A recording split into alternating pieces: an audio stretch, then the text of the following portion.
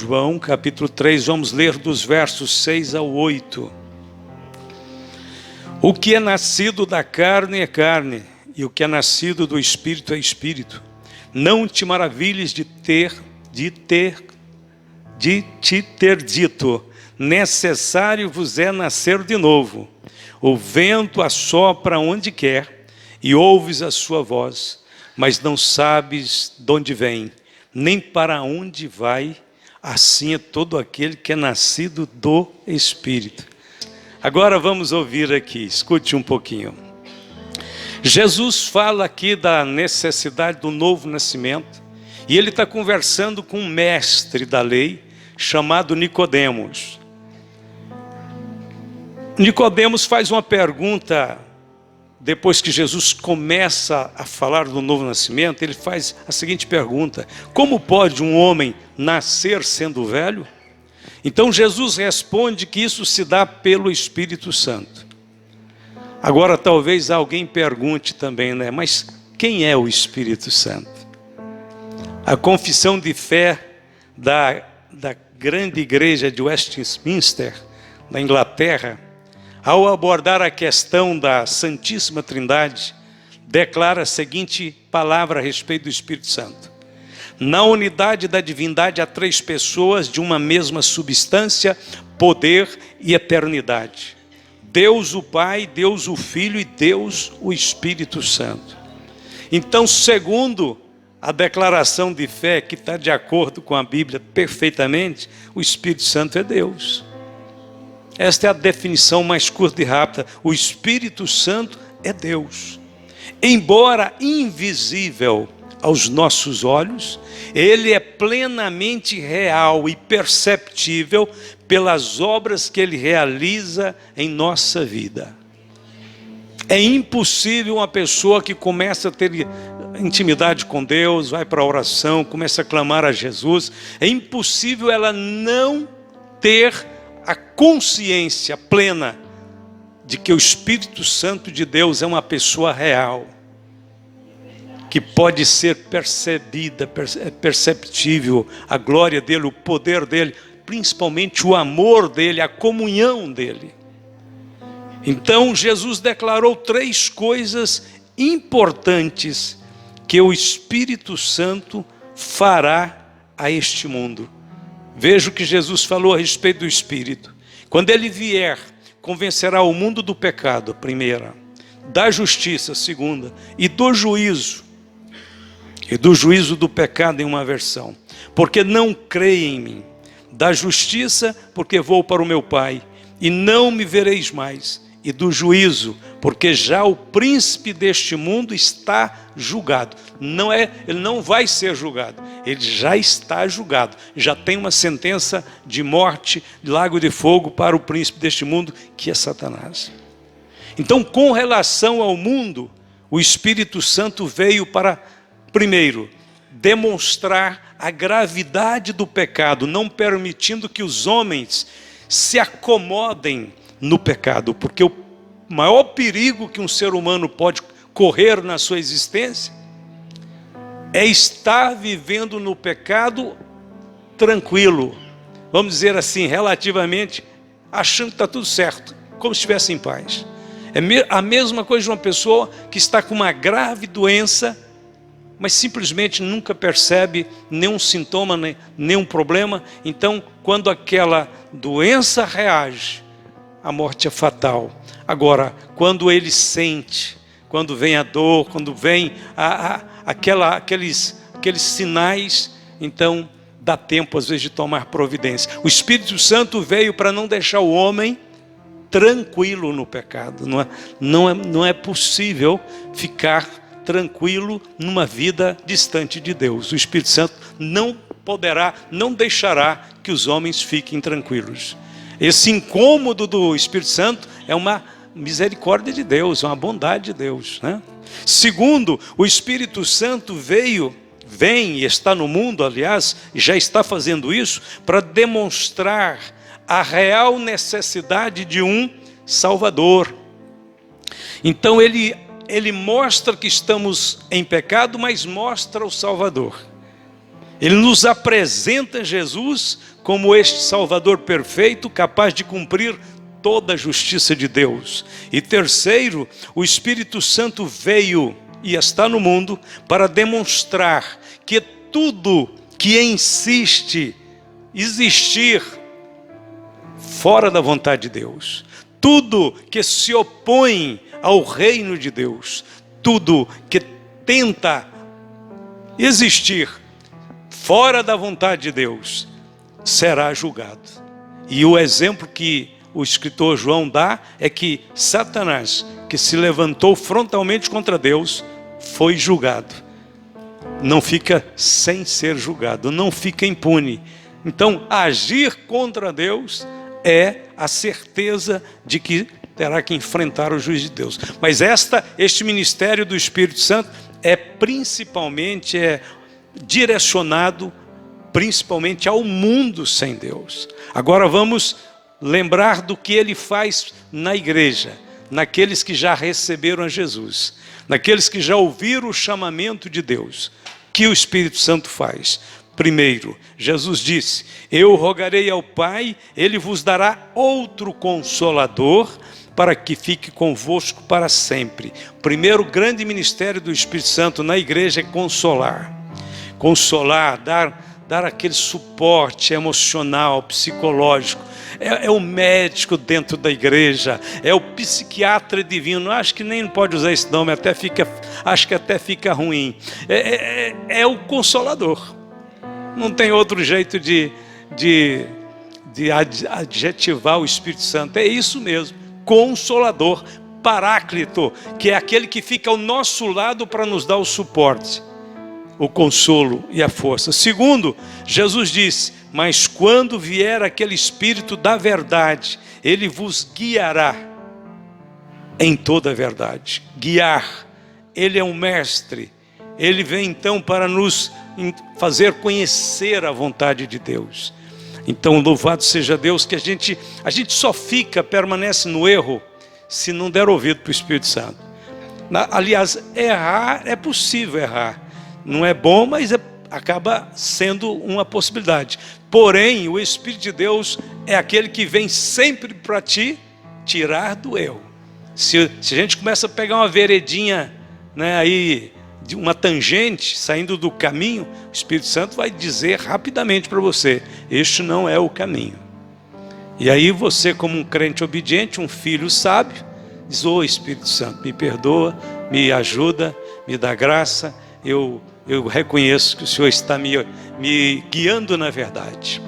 E por fim, a Bíblia diz que o Espírito Santo de Deus foi dado para capacitar os crentes. Eis que sobre vós envio a promessa do meu Pai, ficai porém na cidade de Jerusalém, até que do alto sejais revestidos de poder. Nós estamos buscando revestimento, não é vestimenta. Vestimenta Ele já nos deu. Isaías disse: o Senhor nos vestiu de vestes de salvação, de manto de justiça. Que maravilha! Na cruz do Calvário o Senhor teceu uma nova vestimenta para nós. Lembra que uma das primeiras coisas que o homem sentiu quando pecou foi a vergonha da sua nudez? Senhor, tive medo, me escondi porque estava nu. Quando Jesus veio, Ele levou nossos pecados à cruz e ali Ele preparou vestimentas de salvação, vestes de justiça. Nós já estamos vestidos, irmãos. Não tem ninguém aqui que confessa a Cristo que precisa de orar pela salvação. Não, você já crê, você já é salvo em Cristo Jesus.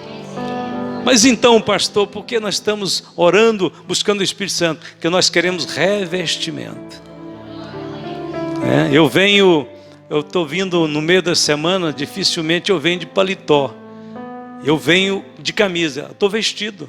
Agora, quando a gente põe o paletó, a gente está sendo revestido. E o Espírito Santo nos reveste exatamente para nos dar uma estrutura mais forte, para a gente ir ao combate do Evangelho, ir ao combate da luz contra as trevas, contra o pecado, contra o mundo, contra Satanás. Por isso Jesus diz que nós temos que receber o poder dele para sermos mais eficientes, mais ousados, mais corajosos e mais capacitados, porque a capacidade vem de Deus. Paulo disse, não que nós podemos coisa alguma por nós, mas a nossa capacidade vem de Deus. Mas recebereis poder ao descer sobre vós o Espírito Santo e sereis minhas testemunhas, tanto em Jerusalém como em toda a Judéia e Samaria e até os confins da terra. No diálogo de Jesus com Nicodemos, ele compara o Espírito Santo ao vento que sopra. Ele atribui ao Espírito Santo 3 qualidades que revelam a sua plena operação em nosso favor. Me acompanhe e preste atenção para a gente ver como o Senhor ilustrou, fez uma comparação do Espírito Santo com um elemento da natureza, o vento. Primeiro Jesus disse, o vento sopra onde quer. Ninguém dita regras para o vento. Ninguém diz para o vento, olha, não sopra para o lado de cá não, vai esparramar meu cabelo.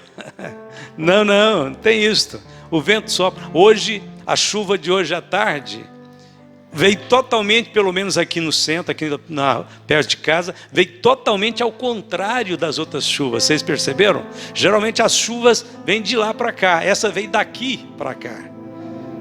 Mas veio furiosa, veio forte, veio soprando, jogando água. A nossa garaginha lá nunca molha, hoje molhou toda. Quem é que dita regras para o vento? Ninguém. Isso mostra que o Espírito Santo é livre. Portanto, não há proibições, não existem decretos de leis que impeçam o vento de soprar e nem do Espírito Santo operar. Não existe nenhum limite para a ação tanto do vento quanto do Espírito Santo, porque ambos parecem nesse sentido. O Espírito Santo, a palavra Espírito vem da palavra grega pneuma, que vem de vento, de ar. Ela foi traduzida Gênesis 2:7, onde diz que Deus soprou no homem e ele foi feito alma vivente. Ali a palavra pneuma foi traduzida por Espírito e é a mesma então que corresponde com o sopro de Deus. Sopro de Jesus.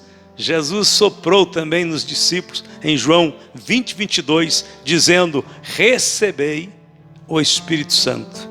O Espírito Santo veio como então o sopro de Deus sobre os quase 120 no cenáculo e inaugurou a igreja. A Bíblia diz que cumprindo-se o dia de Pentecostes, estavam todos reunidos no mesmo lugar e de repente veio do céu um som como de um vento, veemente e impetuoso.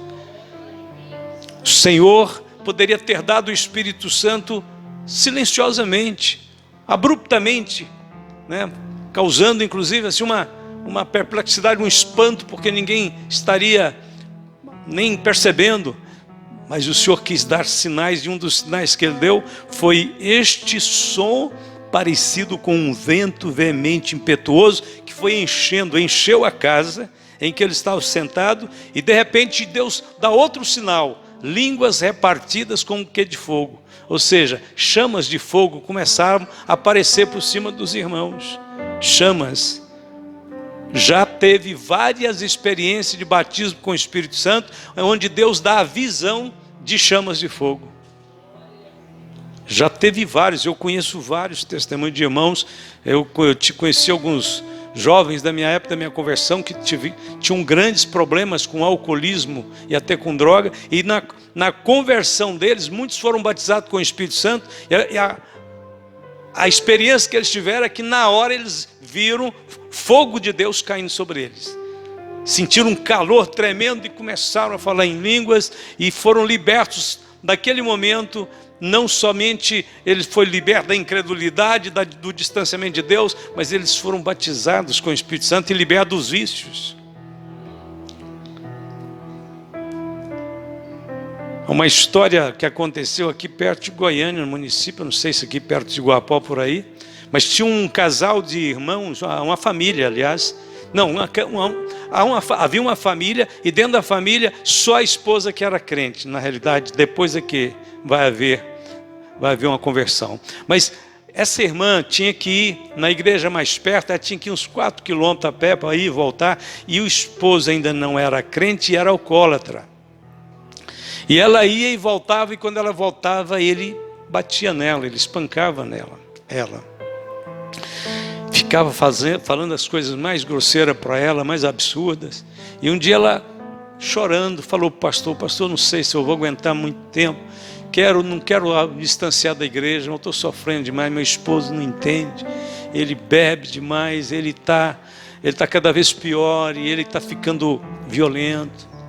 E elas moravam na zona rural, não tinha proteção, ela tinha medo realmente. Aí o pastor disse, não, irmão, vamos fazer uma oração, começar a clamar. E naquele dia mesmo o pastor orou pelo esposo dela. Senhor, tenha misericórdia, manda um livramento de salvação, de perdão para esse homem, de libertação.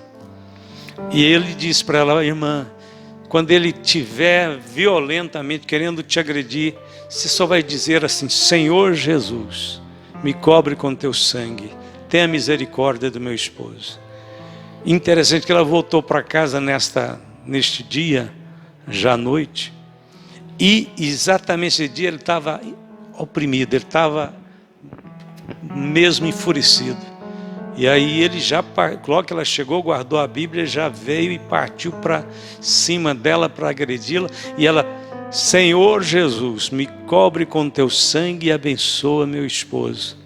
Naquela hora veio um fogo, um filete, foi visto, ela viu, passou na casinha dela, era de palha, eles eram muito pobres, passou o fogo, passou pela palha e bateu bem na cabeça dele, e ele caiu desmaiado no chão.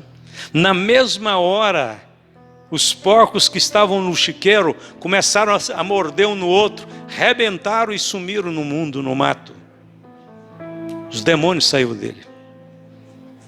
E ele dormiu a partir daquela hora até o outro dia amanhecer. Quando amanheceu o dia que ele começou a despertar, ela um pouco com medo, sem saber o que ia acontecer, aproximou dele, ele dormiu no chão. Ele acordou e disse, por que eu estou fazendo aqui? O que aconteceu? Ela disse, Jesus te ama, Jesus quer que a gente viva bem, Jesus quer que você me acompanhe na minha fé. E ele chorando abraçou com ela, disse, eu não sei o que aconteceu, mas uma coisa eu sei, meu coração está arrependido de todas as coisas que eu já fiz errado na minha vida. E a principal delas era te oprimir, te machucar, você tão humildemente nunca me abandonou, e abraçou ela, e pediu perdão, e pediu para ela orar por ele, e no próximo culto ele estava junto com a esposa dele na igreja. Fogo do Espírito Santo, ele desce para libertar os oprimidos, para queimar essa força demoníaca que às vezes toma conta do homem na sua natureza perversa. E a Bíblia diz então que línguas repartidas como que de fogo pousaram sobre os apóstolos, e um via e o outro via, e daqui a pouco foram tomados por aquele ímpeto emocional, psicológico e espiritual de começar a falar uma língua que eles nunca tinham aprendido, mas que eles queriam falar, sentiam de falar. Agora é muito importante entender que a Bíblia diz que eles foram cheios do Espírito Santo. Às vezes a gente vai até aí, a gente busca e recebe e fica cheio. Mas a Bíblia diz que depois que eles ficaram cheios, eles começaram a falar noutras línguas, conforme o Espírito Santo concedia. Isso é muito importante entender isso, irmãos. Porque você vai buscando a Deus, você já está sentado aí, tem gente que Deus está falando com ele, tocando no coração, no espírito, e você está ao ponto de explodir, de vontade de ser cheio do Espírito Santo, de servir a Jesus, de amar Jesus, mas você fica segurando.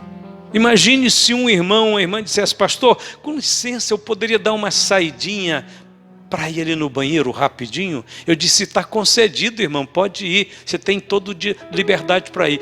Aí você ficava sentado, continuava, passava 10 minutos: pastor, o senhor poderia ir no banheiro? Eu disse: sim, irmã, eu te concedo condição para sair, liberdade para sair.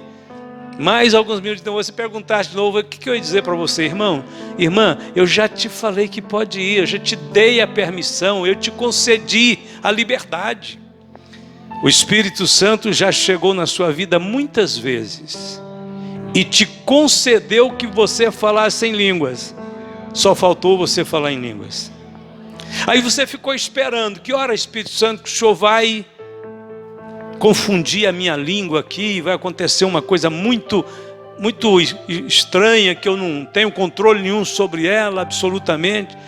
E às vezes você já está com as palavras em línguas na sua mente, e o Espírito Santo já te concedeu que fale, e você já está cheio do Espírito Santo, e aí você não fala. Sabe por quê? A maior parte das pessoas acha que é o Espírito Santo que tem que falar. Não, a Bíblia diz que ele concede que nós falemos. Quem fala em línguas não é o Espírito Santo, é você. O que o Espírito Santo faz? Ele coloca na sua mente, no seu espírito, as palavras. Você fala: ah, pastor, já apareceram umas palavras que eu não entendi. Ele não precisa de entender. Você precisa apenas de acreditar que aquele é um sinal, já que ele está te dando para você falar. A maior parte dos irmãos que foram batizados com o Espírito Santo e depois se tornaram pessoas cheias de dons, de autoridade espiritual, de exemplo espiritual, quase todas só falou uma palavra no dia do batismo. Só uma palavra. Porque ficou um pouco com medo, com um pouco em dúvida se podia continuar falando, mas falou uma, tá bom, batizado. Só que depois, a hora que aquela pessoa foi orar de novo, foi continuar a sua prática de vida espiritual, vieram 2, 3, 5, 10, 20, 30 palavras em línguas estranhas, e ele, recebendo aquela confirmação do Espírito Santo dentro de si, começou a falar todas as palavras que o Espírito Santo foi dando.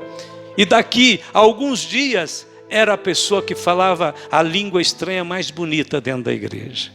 Começou falando uma, e deixou o rio de Deus correr, e creu sem duvidar.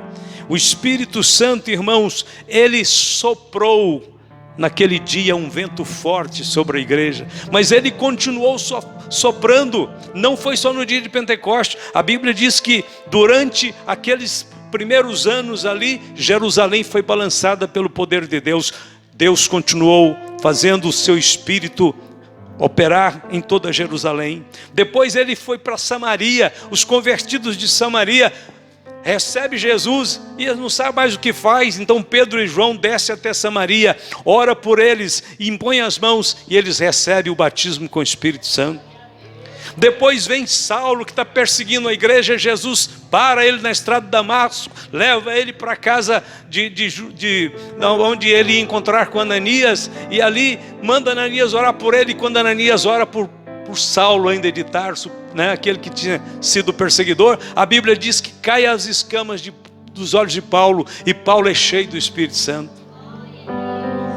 Depois o Senhor manda Pedro ir pregar lá na casa de Cornélio, naquela visão. Aquele Cornélio era um homem gentílico, era um capitão lá do exército romano, e ele era um homem muito temente a Deus, mas não sabia como encontrar com Deus. E o Pedro vai ali e começa a pregar, e na metade da pregação o Espírito Santo interrompe e batiza todos os italianos que estavam naquela casa com o Espírito Santo.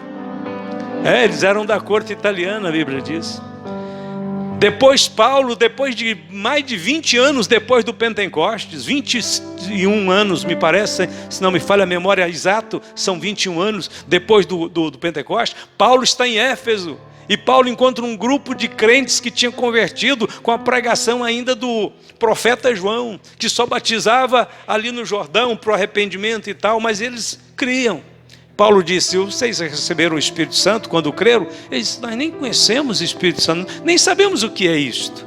Aí Paulo deu um ensino de poucos minutos para eles e disse: olha, Espírito Santo é a terceira pessoa da Trindade, é o Consolador que Cristo disse que ia enviar, e ele já desceu, e ele já está operando na igreja, e vocês precisam dele. A Bíblia diz que aqueles irmãos que eram 12, disseram: então ore por nós. Paulo orou por eles, e do mesmo jeito que aconteceu no Pentecostes, eles receberam o Espírito Santo, ficaram cheios e começaram a falar em outras línguas e profetizar. Desde então, o Espírito Santo vem trabalhando sobre toda a terra. A Bíblia diz assim: envias o teu Espírito e são criados, assim renovas a face da terra. Salmo 104:30. Mas tem mais. A comparação que o Senhor fez entre o Espírito Santo e o vento e o sopro, são 3 aspectos. O primeiro nós acabamos de ver. O segundo, Jesus disse assim: ouves a sua voz. Primeiro ele disse: você não sabe nem de onde vem nem para onde vai. O Espírito Santo é livre. Mas agora ele diz assim: mas ouves a sua voz. Nós não podemos ver o vento, mas nós podemos ouvi-lo e senti-lo. Não somente Deus fala pelo seu Espírito, como também o homem fala a Deus pelo Espírito. A Bíblia diz que aquele que fala em língua estranha não fala aos homens senão a Deus, porque ninguém o entende, e em Espírito fala de mistérios. 1 Coríntios 14:2. Então há uma interação entre o divino e o humano, e essa interação o Senhor nos deu através do falar em línguas, em que você fala em mistérios com Deus, ainda que você não entende. Mas Paulo ensinou: quem fala em línguas fala das grandezas de Deus. Quem fala em língua está glorificando a Deus de uma forma muito profunda. Então você pode ouvir a voz do Espírito Santo, e o Espírito Santo também te ensina a falar a linguagem celestial. Você fala uma linguagem que Deus entende. Os homens não entendem, o diabo muito menos. Os demônios não sabem por onde passou. Mas quando você fala em outras línguas, você tem uma comunicação com Deus que não tem nada que possa explicar esse mistério. O fato que Paulo diz: quem ora em língua, ora bem, ora muito bem. Nós sabemos que o Espírito Santo fala pelas ações que ele realiza. A Bíblia diz: mas aquele Consolador, o Espírito Santo que o Pai enviará em meu nome, vos ensinará todas as coisas, e vos fará lembrar de tudo quanto vos tenho dito. Portanto, como diz a Escritura, portanto, como diz o Espírito Santo, se ouvirdes hoje a sua voz, não endureçais o vosso coração. Então é possível ouvir o vento, é possível ouvir o Espírito Santo. Se alguém tem ouvidos, ouça o que o Espírito Santo diz à igreja. E terceiro, ao último ponto, Jesus disse: não sabes de onde vem, nem para onde vai. Assim é todo que é nascido do Espírito. A pergunta então é essa: de onde vem o avivamento? Não. É importante que todo mundo busque a Deus. É importante que todos os grupos da igreja tenham um programa de oração permanente, de jejum. É importante. Por quê? Porque o avivamento pode vir de qualquer lado. Pode vir do grupo de oração aqui da manhã, que é um grupo pequeno, mas estão orando continuamente. E na realidade tem saído o avivamento desses grupos. Pode vir de um grupo de jovens, pode vir de um grupo de obreiros que reúnem e começam a orar a Deus. Pode vir de uma vigília que um grupo de crentes resolve fazer toda semana, né? Toda semana, de sexta, passar a noite no templo orando. Pode vir de uma uma senhora idosa como Ana, que ficava ali no templo orando com jejuns e orações, de repente aquele vaso de Deus começa a buscar a Deus com tanta intensidade que Deus diz: não, eu tenho que responder, eu tenho que mandar o poder meu poder para esse povo, porque essa irmã está disposta mesmo a orar até receber a virtude. De onde vem? Para onde vai? Ninguém sabe, ninguém pode prever quem o Espírito Santo vai usar. O certo é que ele pode usar qualquer um de nós. Como ele pode usar qualquer um de nós? Então isso exige que todos nós tenhamos uma atitude de constante entrega e de constante submissão a Deus. Se Ele quer usar a qualquer um ou a todos, como é melhor expressar, se Ele quer usar a todos, então é bom que todos se dediquem a Ele e fiquem na posição dizendo: eis-me aqui, Senhor, envia-me a mim. Para nós terminarmos tudo que estamos falando, quando o agir do Espírito Santo acontece, primeira coisa, nós temos abundância de vida. Sabe por quê? 3/4 da alimentação dos homens e dos animais dependem da ação do vento.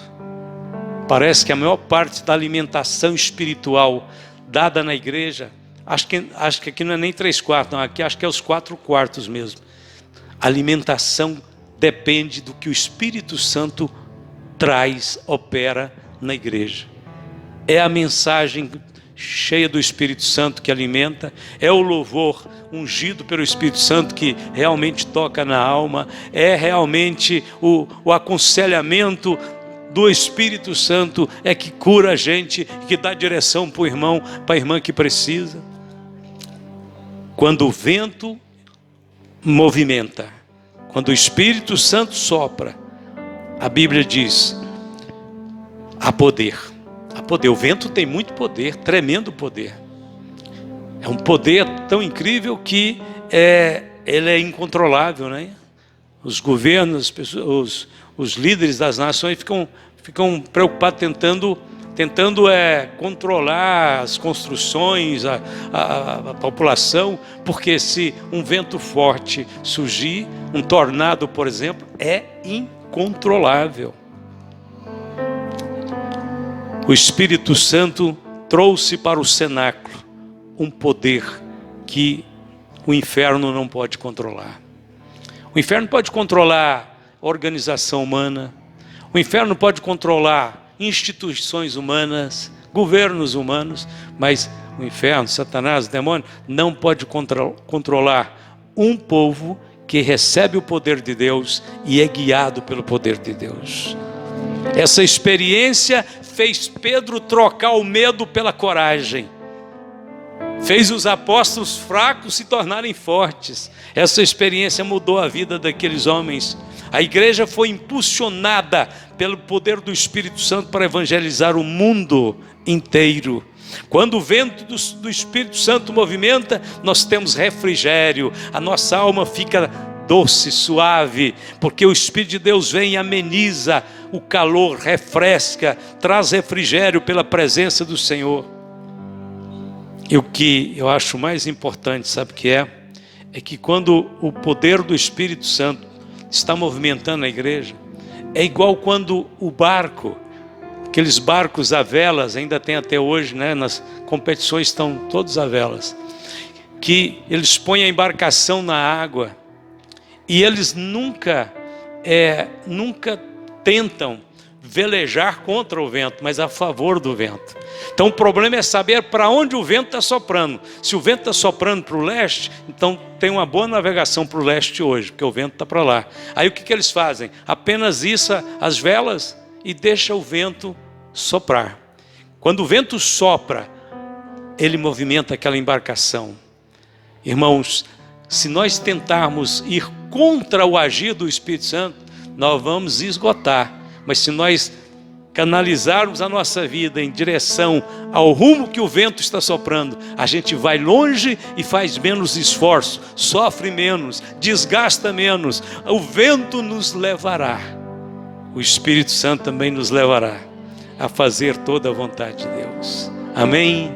Vamos de pé, vamos ficar de pé, nós vamos orar poucos minutos novamente, não vamos cansar ninguém, não vamos desgastar, mas vamos dar a oportunidade, mais uma vez, para todos os irmãos e irmãs que estão pedindo, estão buscando, também buscar, também expressar a sua fome e sede de Deus. Você poderia orar aqui dentro, em qualquer lugar, mas até por uma questão assim de unidade, eu te peço, convido para chegar mais à frente um pouco, para a gente orar aqui nessa parte final. A questão de unidade, questão de calor, né? Calor espiritual. Quando um irmão está tocado por Deus perto da gente, isso acaba passando para a gente, né? Você acaba sentindo a mesma emoção. Quantas vezes eu fui orar perto de um irmão, eu orava muito perto de um irmão idoso que se tornou meu amigo na igreja, na época que eu me converti, e ele era muito quebrantado por Deus, ele era muito fervoroso no Espírito, então ele começava a orar em línguas, eu sentia o poder de Deus na minha vida, e eu senti o quebrantamento do Senhor. Vamos orar. Querido Deus e Pai, em nome de Jesus, recebe a liberdade do Espírito Santo, recebe agora a confiança, abre a tua boca, fala aquilo que o Espírito Santo quer que você fale, deixa Ele te usar, deixa o Senhor fazer da sua vida um canal poderoso do Espírito Santo. Pare de falar em português, começa a falar em outras línguas. Deus já está te dando, Deus já está pondo no seu espírito. Ricanto ishalamalabachuianda repalabachurianda lamahandu ishalamahaias necanto isa arremantuita lamai. Em nome de Jesus, sai agora todas as dúvidas, todo temor, todo medo. Em nome de Jesus, recebe agora, recebe a virtude, recebe a inspiração. E começaram a falar, comece a falar, e começaram a falar em outras línguas, conforme o Espírito Santo lhes concedia que falasse. Não é o Espírito que começa, é você que começa. O Espírito já está na sua vida, o Espírito de Deus já chegou, o Espírito de Deus já está nesse lugar, o Espírito de Deus já está enchendo. Glória, glória, glória, glória.